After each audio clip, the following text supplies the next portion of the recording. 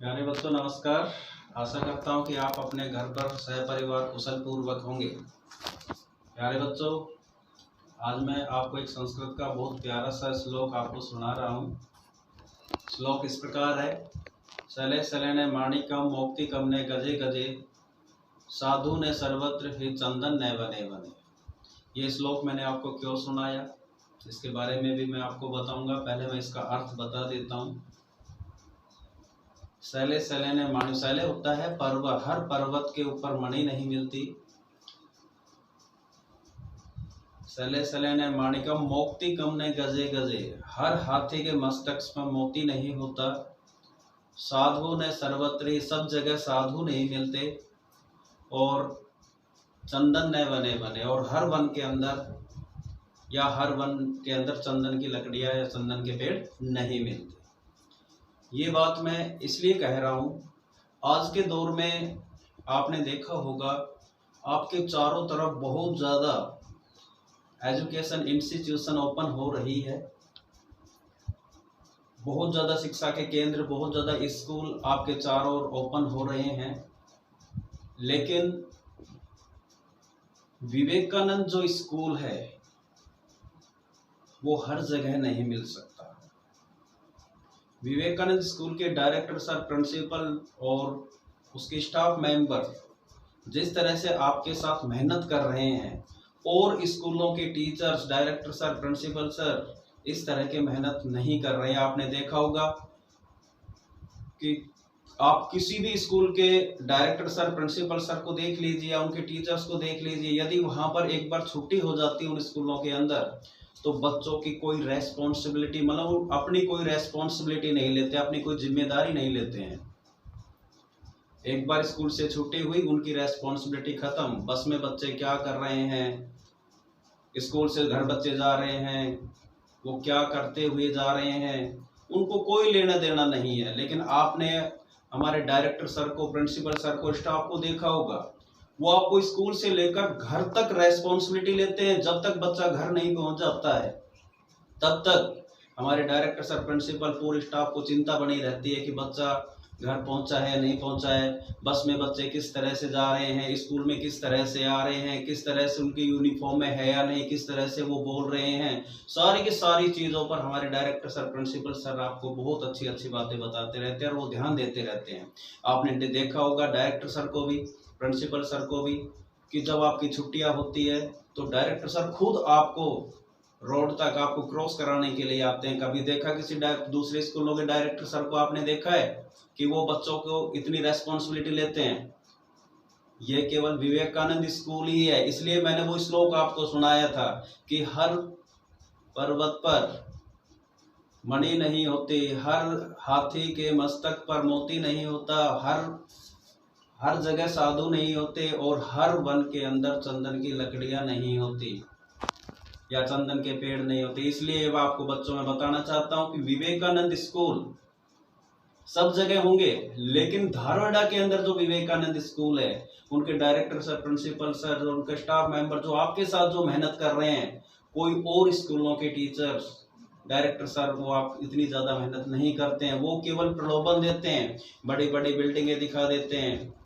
वो बहुत ऐसे हैं जो बहुत ही ज्यादा आपको प्रलोभन देंगे, आपको नई नई स्कीमें आपको बताएंगे, आपकी फीस माफ कर देंगे। बेटा वो केवल आपको ख्वाब दिखाते हैं। तो आप इस चीज़ों को ध्यान रखिए कि विवेकानंद स्कूल, धारवाड़ जैसा स्कूल आपके क्षेत्र में कहीं भी नहीं है जो आपको एक अच्छी बेटर एजुकेशन प्रोवाइड करा रहा है। तो बेटा ध्यान रखिए। इसलिए मैंने वो श्लोक आपको सुनाया था कि स्कूल सब जगह है, लेकिन जिस तरह से विवेकानंद स्कूल आपको एजुकेट कर रहा है, आपको एक डिसिप्लिन आप मेंटेन करने के लिए आपको एजुकेट कर रहा है, आपको अच्छी शिक्षाएं दे रहा है, इस तरह का स्कूल आपको आपके क्षेत्र में कहीं नहीं मिलेगा। इसलिए बेटे ध्यान रखिए, आप जो भी teacher, director sir, principal sir जो भी चीज़ें आपको बता रहे हैं उसको आप सभी रूल रेगुलेशन का फॉलो करेंगे। प्यारे बच्चों ध्यान रखिए, इन प्रलोभन में आप आए नहीं। ये आपको दिन में ख्वाब दिखाते हैं, ये सारे झूठे हैं। इन प्रलोभनों में प्यारे बच्चों आप किसी तरह से न आए।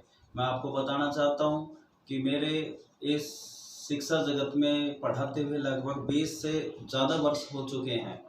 मैंने अपने जीवन में विवेकानंद स्कूल जैसा स्कूल अपनी लाइफ में कहीं नहीं देखा, जो आप सभी बच्चों की इतनी केयर करता है, इतनी बेटर एजुकेशन देता है और सभी बच्चों को अच्छे संस्कार देता है।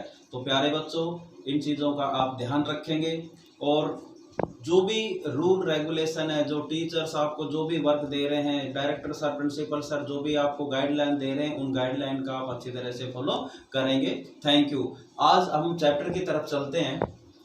चैप्टर के अंदर जो आपका पॉलिटिकल साइंस 11th क्लास के अंदर जो लेसन चल रहा है वो चल रहा है लोकल गवर्नमेंट। तो लोकल गवर्नमेंट के बारे में हमने पंचायती राज सिस्टम के बारे में आपको बताया था। कल हमने आपको बताया उसका ऑर्गेनाइजेशन के बारे में बताया, कंपोजिशन के बारे में बताया, 3 टियर सिस्टम के बारे में बताया कि एट द विलेज लेवल क्या होती है, ग्राम पंचायत होती है, और ब्लॉक लेवल पर होती है पंचायत समिति, और डिस्ट्रिक्ट लेवल पर होती है जिला परिषद। तो उसके बारे में हमने आपको बता दिया कि वो किस किस तरह से बनती है। आज पंचायत राज के बारे में हम आपको बताना चाहते हैं कि पंचायती राज जो सिस्टम है इसके अंदर बहुत सी प्रॉब्लम्स है, बहुत ज्यादा प्रॉब्लम फेस करनी पड़ रही है पंचायती राज सिस्टम को। जो 3 टी पहले हमारे देश के अंदर केवल 2 टियर गवर्नमेंट थी, एक सेंट्रल गवर्नमेंट, एक स्टेट गवर्नमेंट।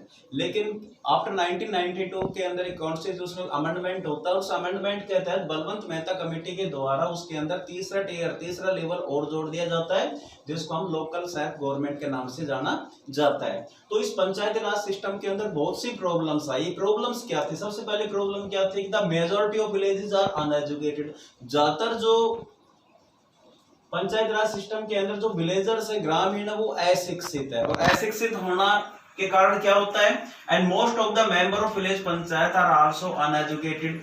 ज्यादातर विलेजर्स क्या है? अशिक्षित है। और पंचायती राज सिस्टम के अंदर जो मेंबर्स उनके आते हैं वो ज्यादातर अशिक्षित है। वो आज की पॉलिटिक्स के बारे में वो जानते नहीं है। वो बेचारे अशिक्षित होने के कारण, शिक्षा न होने के कारण, अनएजुकेटेड होने के कारण वो ज्यादा अच्छा डिसीजन मेकिंग नहीं कर पाते हैं।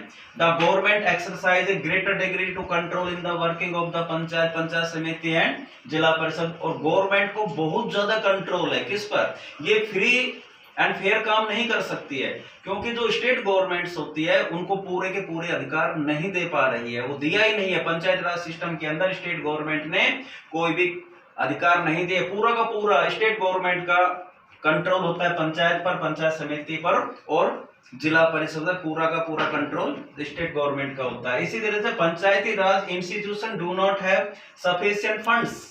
पंचायत राज सिस्टम के अंदर state government panchayat raj system को, पंचायत लोकल जो सेल्फ गवर्नमेंट है उसको फंड्स नहीं देती ताकि वो अपनी आवश्यकताओं को पूरा कर सके। तो इस कारण से पंचायत राज सिस्टम में बहुत सी प्रॉब्लम्स थी।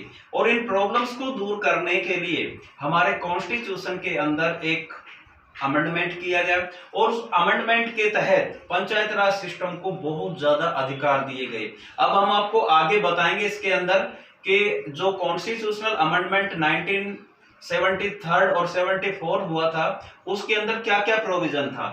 और उससे पहले हम आपको बताएंगे कि 1992 से पहले किस तरह का पंचायती राज था, लोकल सेल्फ गवर्नमेंट किस तरह की थी, उसको क्या क्या पावर थे, और आफ्टर 1992 के बाद कौन कौन सी पावर उनको दी गई, ये हम आपको अभी बताएंगे। पंचायती राज सिस्टम के अंदर बिफोर 1992 उनको क्या पावर थे और आफ्टर 1992 उनको क्या पावर प्राप्त। आपको मैं बताना चाहता हूं कि 73rd जो अमेंडमेंट वो 1992 के अंदर हुआ था, लेकिन जो ऑपरेट वो जो लागू हुआ था वो 1993 में लागू हुआ था। 1993 में लागू होने से पहले पंचायती राज जो सिस्टम था उसके जो मेंबर्स थे या उसका जो इलेक्शन था वो रेगुलरली नहीं होता था। ये बात ध्यान रखिए। बिफोर 1992 जब 73rd कॉन्स्टिट्यूशनल अमेंडमेंट नहीं हुआ था उससे पहले लोकल गवर्नमेंट जो बॉडीज थी उनके इलेक्शंस रेगुलरली नहीं होते थे, और किसी भी लोकल गवर्नमेंट बॉडीज का जो कार्यकाल था वो सुनिश्चित नहीं था, डेफिनेट नहीं था। उससे पहले ही उसको डिसॉल्व कर दिया जाता था। और हर स्टेट टू स्टेट उसके देखो किसी तरह का जो इलेक्शन होता था उसके लिए कोई भी कौन उसका इलेक्शन कराएगा इस तरह का कोई कमीशन वहां पर बनाया नहीं गया था। पूरा का पूरा अंडर किसके अंडर में था? गवर्नमेंट के, स्टेट गवर्नमेंट के अंडर में था। और किसी तरह की कोई भी समाज के कोई भी सेक्शन के लिए कोई भी सीट रिजर्व नहीं थी। लेकिन जैसे ही कॉन्स्टिट्यूशनल अमेंडमेंट 73rd हुआ और 24 अप्रैल 1993 को वो ऑपरेट हुआ, लागू हुआ, उसके बाद क्या हो गया? After 1992 elections were held regularly.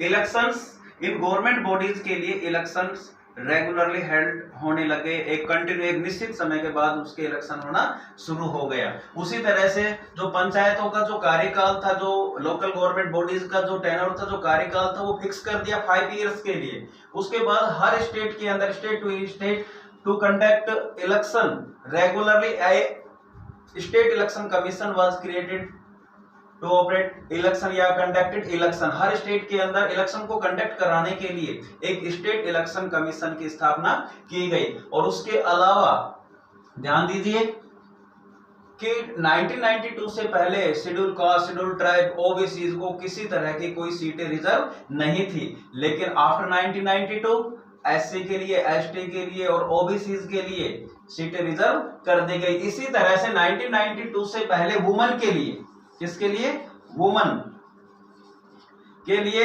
कोई भी सीटें रिजर्व नहीं थी, वुमेन के लिए कोई सीटें रिजर्व नहीं थी। लेकिन after 1992 1/3 seats are reserve, 1/3 seats are reserve for women. 1/3 सीटें गवर्नमेंट, लोकल गवर्नमेंट बॉडीज के अंदर 1/3 सीटें महिलाओं के लिए आरक्षित कर दी गई। और जो लोकल गवर्नमेंट को एक ऑटोनोमस बना दिया गया, स्टेट गवर्नमेंट के अंडर में न रहकर 1973 जो कॉन्स्टिट्यूशनल अमेंडमेंट था उसके तहत अब लोकल गवर्नमेंट बॉडीज को ऑटोनोमस बना देगा, स्वायत्त बना देगा। वो सारे अधिकार अपने सारे जो डिसीजन थे वो खुद लेने लगे। अब सरकार का जो स्टेट गवर्नमेंट का जो कंट्रोल था वो कम हो गया। इस तरह से 73rd कॉन्स्टिट्यूशनल अमेंडमेंट हुआ, और जो कि किसके लिए था, रूरल पंचायती राज के लिए था। जो 74th अमेंडमेंट जो कॉन्स्टिट्यूशन अमेंडमेंट था वो अर्बन लोकल गवर्नमेंट के लिए था। अब आपको हमने बताया कि लोकल गवर्नमेंट को क्यों, ये जो लोकल गवर्नमेंट बॉडीज थी उसको क्या क्या प्रॉब्लम्स थी, क्या क्या समस्याएं थी। उन समस्याओं, जो लोकल गवर्नमेंट बॉडीज के सामने जो समस्याएं आ रही थी उनको दूर करने के लिए एक ये जो 73rd जो अमेंडमेंट कॉन्स्टिट्यूशन था एक माइलस्टोन साबित हुआ। और उस 73rd कॉन्स्टिट्यूशनल अमेंडमेंट के तहत लोकल गवर्नमेंट बॉडीज को और भी ज्यादा एफिशिएंट और पावरफुल बना दिया गया, जिससे हमारी डेमोक्रेसी और भी ज्यादा मजबूत हुई। इससे आगे हम और भी आपको बताएंगे 73rd और 74th कॉन्स्टिट्यूशनल अमेंडमेंट के अंदर क्या क्या प्रोविजन किए गए, वो आपको नेक्स्ट पीरियड के अंदर आपको बताएंगे, नेक्स्ट जो आपको पढ़ाएंगे उसके अंदर आपको बताएंगे। Thank you.